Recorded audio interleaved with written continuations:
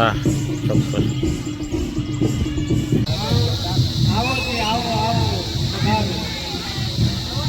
કેટલાક નાસ્તો વગેરે હોય કે તે કીધું તો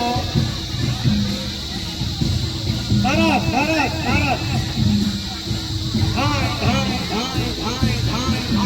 નવા વા નવી વાત નવા મજા નવા ભાવ અને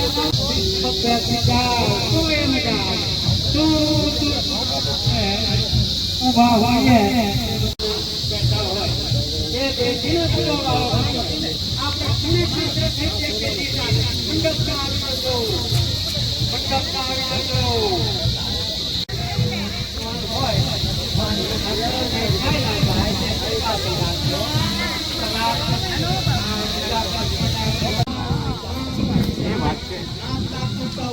અમે સીધા રાજ્યપાલ સાથે વાતચીત ફોન પર કરી શકીએ છીએ. સમજો गाँव तिलेस्मान. अच्छा, तो हिंदी में ही बोलेंगे.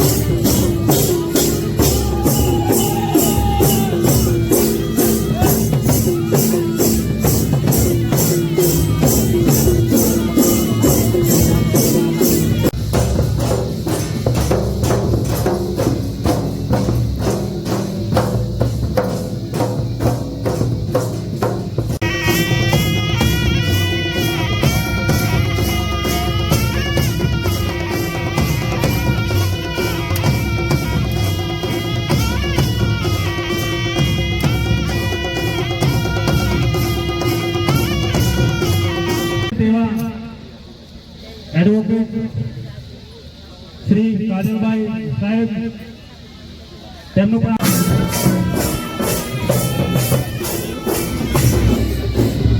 आज अक्खा तीज की सबको बहुत बहुत बधाई देता हूँ. आज बाबा टुंडवा देव की जय. और आज हमने मेले में शामिल हुए हैं जहाँ 5 से 6 गाँव के लोग यहाँ पर आए हैं. बहुत धूमधाम से मना रहे हैं और बहुत खुशी है. आज पहली बार मेरा यहाँ पर आना हुआ है और काफ़ी कुछ सीखने मिल रहा है. यहाँ पर जो स्टॉल लगे हैं उनसे भी काफ़ी ज़्यादा चीज़ें सीखने मिली है कि हमारे आदिवासियों में जो अनाज है बहुत अलग अलग तरीके का है. पर आज पेस्टिसाइड केमिकल वाले अनाज से इतना ज़्यादा नुकसान हो रहा है. हम जितना ज़्यादा प्रकृति की तरफ जाएंगे उतना ज़्यादा अपना जीवन सुखी बना पाएंगे. और इस प्रकृति से ही हमें ऊर्जा मिलती है और इस प्रकृति की रक्षा करने के लिए हमने आज सबने संकल्प किया है. મેળો હતો બાબા ટુંડવા I-20ની ગોદમાં.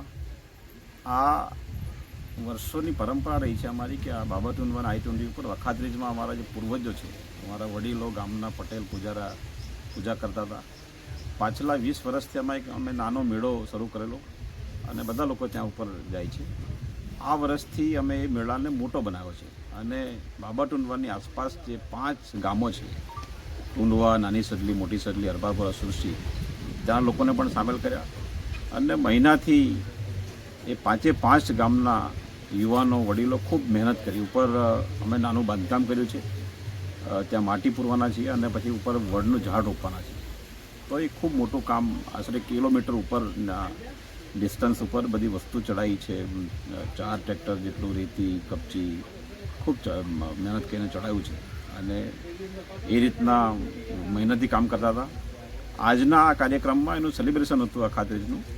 આજે અમે આ સામાજિક કાર્યક્રમ હોવાના કારણે બધા જ લોકોને બોલાયા હતા. રાજકીય પાર્ટીના નેતાઓ, બીજેપીમાંથી અમે રામસિંહભાઈ રાઠવા, અમારા પૂર્વ સાંસદ અને અત્યારે ટ્રાઇફેડના ચેરમેન, તેમને બોલાયા હતા.